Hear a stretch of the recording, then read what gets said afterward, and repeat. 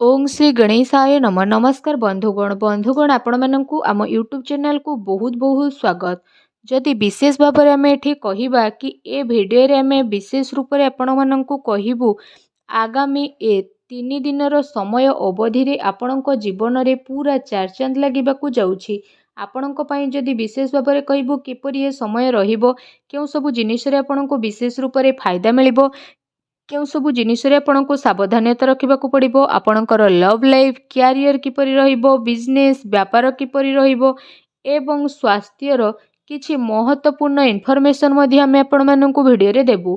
आ video शेष रे आमे किछि उपाय विषय रे मध्ये कहिबु जहा द्वारा आपण ए समय अवधि को आहुरी अधिक भल और मंगलदायक करि परिबे। आगो को वीडियो आरंभ करबा पूर्वरु आमर आपनकु रिक्वेस्ट कि जदि आपण हमर ए चैनल नुआ आछंती चैनल को सब्सक्राइब करंतु सांगरे नोटिफिकेशन बेल को मध्य ऑन करि दियंतु जहा द्वारा समय समय रे सह नुआ नुआ वीडियो रो नोटिफिकेशन आपण माननकु सर्वप्रथमे पहुंची जिवो। तो आसंतु जानिबा किपरि रहिबो आपणक पई विशेष भाबरे ए 3 दिनर स्थिति।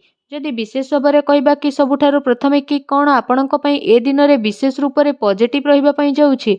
जदि आमे विशेष भाव में कहबा जदि आपण व्यवसाय करूछंती किंबा जदि आपण चाकरी कोठी करूछंती तो निवेश पई मध्य आपणको भल अवसर प्राप्त होई जिवो। यह आपणकर आर्थिक निवेश पई बहुत ही भल रहिबो जहा द्वारा आपणको आर्थिक लाभ प्राप्त हेबार बहुत भल अवसर प्राप्त मध्य होई जिवो।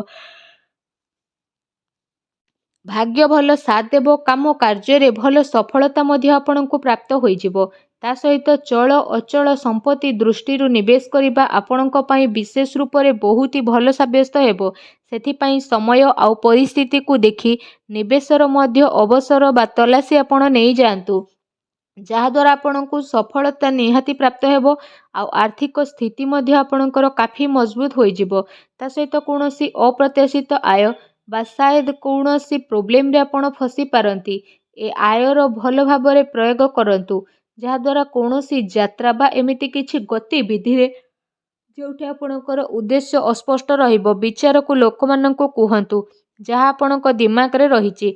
सेथिपई जरूर भाव में रिसर्च करंतु निज आखपाखर लोकंक सह मिसंतु निजर वरिष्ठों को प्रभावित करने पाई शब्दर निपुणतार प्रयोग मध्य करंतु निजर क्यारियर को बढ़ेबा आउ किछि पैसा भरा योजना बा रणनीति बनैबा पाई यह गोटे शानदार समय रहिबो। आपणकर साथी एवं सहयोगी एबे आपणकर स्थिति को जानिबे रचनात्मक कार्य प्रति मध्य आपणकर विशेष रूप से रुचि बढ़िबो।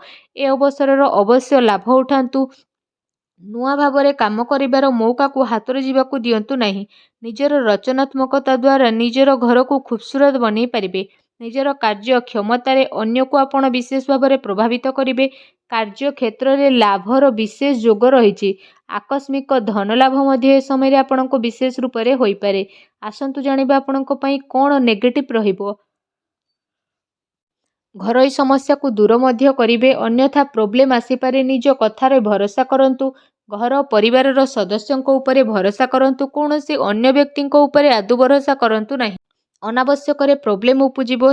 यह सहित पारिवारिक स्थिति आपणकर चिंतापूर्ण रहिबो जहा द्वारा घरे टिके छोट मोट प्रोब्लेम होई पारे।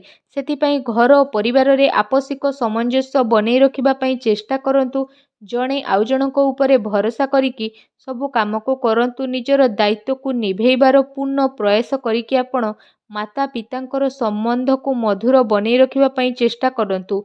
एमिति व्यक्ति पाखकु जांतु जहांकु पाखकु जीवा जरूरत रहिछि जेमिति आपणकर भाई भौणी माता पिता बा पड़ोसी सेमानंकु शांति प्रदान करंतु। ए समय रे सांसारिक एवं व्यवहारिक मामला उपरे ध्यान केंद्रित करिबार नाही बरं निजर दृष्टिकोण को बदलैबा एवं नुआ विचार को भाबिबार समय आसीछि। बहुत सारा लोक आपण को नेकी आग को बढ़िबे एहा द्वारा अधिकतर समय मल्टीटास्किंग रे रहिबो बा से सबु की करंतु जहा आपण करूछंती आ आपण को शीघ्र ही सफलता मिलिबो।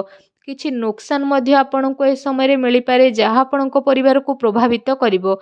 आपण विचलित मध्य होई जिवे कार्यभार रो अधिकता कारणरू जरूरी कार्य को आपण समय रे सह पूरा करि परिबे नाही। सेथिपई क्रोधर अधिकता मध्य रहिबो। ନକାରାତ୍ମକ ବିଚାର ଠାରୁ ଦୂରେଇ ରୁହନ୍ତୁ ଏବଂ ଅଧିକାରୀଙ୍କ ଠାରୁ ବାଦ ବିବାଦ କରିବା ଠାରୁ ଦୂରେଇ ରୁହନ୍ତୁ। ଏହା ଆପଣଙ୍କ ପାଇଁ ଭଲ ରହିବ। ଆସନ୍ତୁ ଜାଣିବା ଏ ଟାଇମ୍ରେ ଆପଣଙ୍କର ଲଭ୍ ଲାଇଫ୍ କିପରି ରହିବ। ଆପଣଙ୍କୁ ଆପଣଙ୍କର ପ୍ରେମ ଜୀବନରେ ସମ୍ଭାଳିକି ଚାଲିବାର ଆବଶ୍ୟକତା ରହିଛି। କାରଣ ଛୋଟ ମୋଟ କଥା ବି ବଡ଼ ହୋଇପାରେ ଆଉ ତାର ପ୍ରଭାବ ଆପଣଙ୍କର ପ୍ରେମ ଜୀବନରେ ନକାରାତ୍ମକ ରୂପରେ ମଧ୍ୟ ଆସିପାରେ। ଆପଣଙ୍କର ପ୍ରେମ ପାଇବାର ଇଚ୍ଛା ମଧ୍ୟ ପୂରଣ ହେବ ଆଉ ସେ ବ୍ୟକ୍ତି ଆପଣଙ୍କ ଜୀବନରେ ଆସିବେ ଯିଏ ଆପଣଙ୍କୁ ଗୋଟେ ପ୍ରିୟତମ ରୂପରେ ପ୍ରେମ ପ୍ରଦାନ କରିବେ ଆଉ ଫ୍ରେଣ୍ଡସ୍ ରୂପରେ ଆପଣଙ୍କୁ ସାଥ ମଧ୍ୟ ପ୍ରଦାନ କରିବେ। ଏ ଟାଇମ୍ ଆପଣଙ୍କ ଲଭ୍ ଲାଇଫ୍ ପାଇଁ ବହୁତ ହି ଶାନଦାର ଆଉ ବହୁତ ହି ବେଷ୍ଟ ରହିବ। ପ୍ରତିଟି ସ୍ଥିତିରେ ନୂଆ ନୂଆ ମୌକା ଆପଣଙ୍କୁ କହିବାକୁ ଗଲେ ପ୍ରାପ୍ତ ହେବା ପାଇଁ ଯାଉଛି। ଏ ଦିନର ଆପଣଙ୍କୁ ଅବଶ୍ୟ ହିଁ ଲାଭ ଉଠେଇବାର ରହିଛି। ଯଦି କହିବା ଆପଣଙ୍କର ବ୍ୟବସାୟ କ୍ୟାରିୟର ବିଷୟରେ ତା ବିଶେଷ ଭାବରେ ବ୍ୟବସାୟ ଗତିବିଧି ଆପଣଙ୍କର ସଫଳ ହେବ। କାରବାରରେ ବିଶେଷ ଭାବରେ ଧନଲାଭର ସ୍ଥିତି ରହିଛି। ପ୍ରପର୍ଟି ସେୟାର ବଜାରରେ ବିଶେଷ ଭାବରେ ନିବେଶ କରିବା ଆପଣଙ୍କ ପାଇଁ ଲାଭଦାୟକ ରହିବ। ଅନାବଶ୍ୟକ ଖର୍ଚ୍ଚର ଅଧିକତା ରହିବ ଯାହାର କଣ୍ଟ୍ରୋଲ କରିବାର ଆବଶ୍ୟକତା ରହିଛି। ଏହା ସହ ଚାକିରି କରୁଥିବା ବ୍ୟକ୍ତିବିଶେଷଙ୍କ ପାଇଁ ଏ ଦିନ ବହୁତ ଭଲ ରହିବ। ବିଦ୍ୟାର୍ଥୀଙ୍କ ପାଇଁ ଟାଇମିଂ ମିଲାଜୁଲା ରହିବା ପାଇଁ ଯାଉଛି। ତ ଯଦି କହିବା ଆପଣଙ୍କ ପାଇଁ ବିଶେଷ ଭାବରେ ବ୍ୟାପାର ସମ୍ବନ୍ଧିତ କୌଣସି ଯାତ୍ରାରେ ଯିବାର ଯୋଗ ବନୁଛି। କୋର୍ଟ କଚେରୀ ସମ୍ବନ୍ଧିତ କୌଣସି ଭଲ ଖୁସି ଖବର ମଧ୍ୟ ଆପଣଙ୍କୁ ପ୍ରାପ୍ତ ହୋଇପାରେ। ଏହା ସହିତ ଯଦି କହିବା ଯେଉଁ ଲୋକମାନେ ସରକାରୀ କ୍ଷେତ୍ରରେ ଚାକିରି କରୁଛନ୍ତି ତ ସେମାନଙ୍କୁ ଶୀଘ୍ର ହିଁ ସରକାରୀ ସୁଖ ପ୍ରାପ୍ତ ହେବ। ଆପଣଙ୍କର ଆମଦାନୀରେ ବହୁତ ଭଲ ବୃଦ୍ଧି ମଧ୍ୟ ଆଗକୁ ଆସୁଥିବା ଟାଇମ୍ରେ ଦେଖିବା ପାଇଁ ମିଳିବ। ତା ସହିତ ସମୟ ଆପଣଙ୍କ କ୍ୟାରିୟର ପାଇଁ ବହୁତ ହି ଅନୁକୂଳ ରହିବ ଆଉ ଆପଣଙ୍କୁ ସରକାରୀ କ୍ଷେତ୍ରରେ କାଫି ଫାଇଦା ମଧ୍ୟ ହେବ। ଆପଣ ଆପଣଙ୍କର କାର୍ଯ୍ୟ ପାଇଁ ସ୍ୱୟଂ ଉପରେ ଭରସା କରିକି ରହିବାକୁ ପଡ଼ିବ। ବେରୋଜଗାରଙ୍କୁ ରୋଜଗାର ନୂଆ ଅବସର ମଧ୍ୟ ପ୍ରାପ୍ତ ହେବ। ବ୍ୟାପାର ଧନ୍ଦାରେ ବହୁତ ଭଲ ଲାଭ ମିଳିବାର ସମ୍ଭାବନା ରହିଛି। କିନ୍ତୁ ଅନାବଶ୍ୟକ ଖର୍ଚ୍ଚର ଯେହେତୁ ଅଧିକତା ରହିବ ତେଣୁ ଟିକେ ସାବଧାନ ରୁହନ୍ତୁ। ଯଦି କହିବା ଏ ସମୟରେ ଆପଣଙ୍କ ସ୍ୱାସ୍ଥ୍ୟ କିପରି ରହିବ ତ ସ୍ୱାସ୍ଥ୍ୟରେ କୌଣସି ପ୍ରକାରର ସ୍ୱାସ୍ଥ୍ୟ ରିଲେଟେଡ୍ ଗମ୍ଭୀର ସମସ୍ୟାର ସାମ୍ନା କରିବା ପାଇଁ ବିଶେଷ ରୂପରେ ପଡ଼ିପାରେ। ସେଥିପାଇଁ କୌଣସି ପ୍ରକାରର ସ୍ୱାସ୍ଥ୍ୟ ସମ୍ବନ୍ଧିତ ସମସ୍ୟା ଉତ୍ପନ୍ନ ହେବା ଦ୍ୱାରା ସମୟ ପୂର୍ବରୁ ଉପଚାର କରିବାର ବହୁତ ଭଲ ଆବଶ୍ୟକତା ରହିଛି। ଯାହାଦ୍ୱାରା ସମୟ ଥାଉ ଥାଉ କୌଣସି ବି ବଡ଼ ପ୍ରୋବ୍ଲେମରୁ ଆପଣ ବାହାରକୁ ବାହାରି ପାରିବେ। ସାବଧାନ ରୁହନ୍ତୁ। ଏଥିପାଇଁ ଆପଣ ନିଜର ଖାଦ୍ୟପେୟ ଉପରେ ବିଶେଷ ଧ୍ୟାନ ଦିଅନ୍ତୁ। ତା ସହିତ ନିଜ ସ୍ୱାସ୍ଥ୍ୟକୁ ଆହୁରି ଅଧିକ ଭଲ ରଖିବା ପାଇଁ ଆପଣ ପ୍ରତ୍ୟେକ ଦିନ ଯୋଗ କରନ୍ତୁ, ବ୍ୟାୟାମ କରନ୍ତୁ ଏବଂ ସୁସ୍ଥ ରୁହନ୍ତୁ। ଆସନ୍ତୁ ଜାଣିବା ଆପଣଙ୍କ ପାଇଁ କ'ଣ ବିଶେଷ ଉପାୟ ରହିଛି। ଯଦି ବିଶେଷ ଉପାୟ ବିଷୟରେ କହିବା ସ୍ନାନ ଆଦି ଆପଣ କରିସାରିବା ପରେ ବିଶେଷ ଭାବରେ ବହୁତ ହିଁ ପ୍ରେମ ପୂର୍ବକ ସାବୁଦାନାର କ୍ଷୀରି ବନାନ୍ତୁ ଆଉ ସେ କ୍ଷୀରିରେ ଆପଣ ଚିନି ବଦଳରେ ମିଶ୍ରି ମିଶାନ୍ତୁ।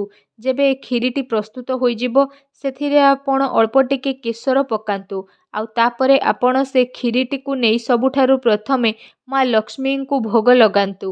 ଏହାପରେ ଆପଣ ସେ କ୍ଷୀରିକୁ ମା ଲକ୍ଷ୍ମୀଙ୍କ ଆଗରେ ରଖିକି ଘର ପରିବାରରେ ବାଣ୍ଟି ଦିଅନ୍ତୁ।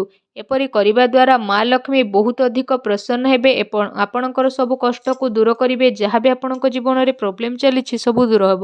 ଭିଡ଼ିଓଟି କେମିତି ଲାଗିଲା କମେଣ୍ଟ କରିକି ଜଣାଇବେ। ଚ୍ୟାନେଲରେ ନ ଆସିଥିଲେ ଚ୍ୟାନେଲକୁ ସବସ୍କ୍ରାଇବ୍ କରିବେ। ଧନ୍ୟବାଦ।